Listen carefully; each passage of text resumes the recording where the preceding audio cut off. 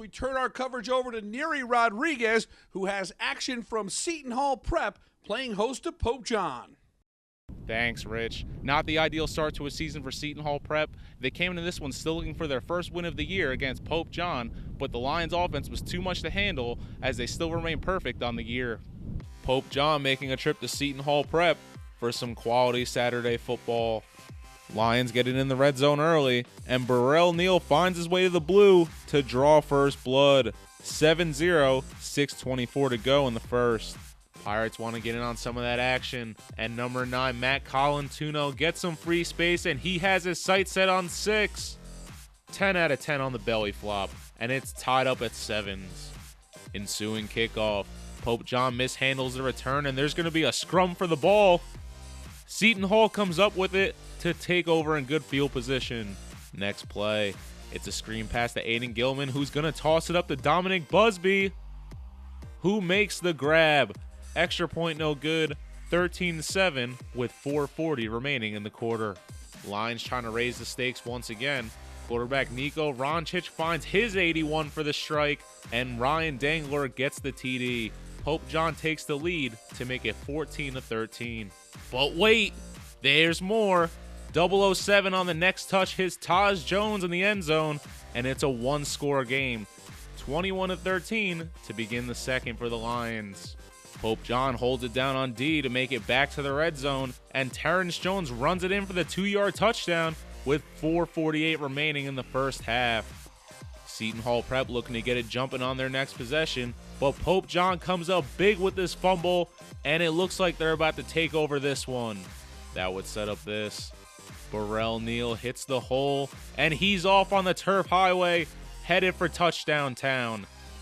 2-point attempt after, no good, and the Lions lead it 33-13, 3:44 remaining in quarter number 2.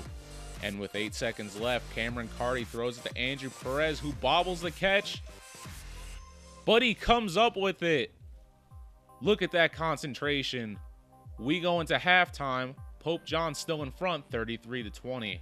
Lions start their first drive of the third deep in their own woods, and Neal once again accepts the challenge. He breaks out of the rubble for an absolutely filthy run, and that's touchdown number 3 for number 3 in the third. It's an omen. Under 3 to go in the game. Lions just trying to run some clock, and Burrell Neal's trying to run more than that.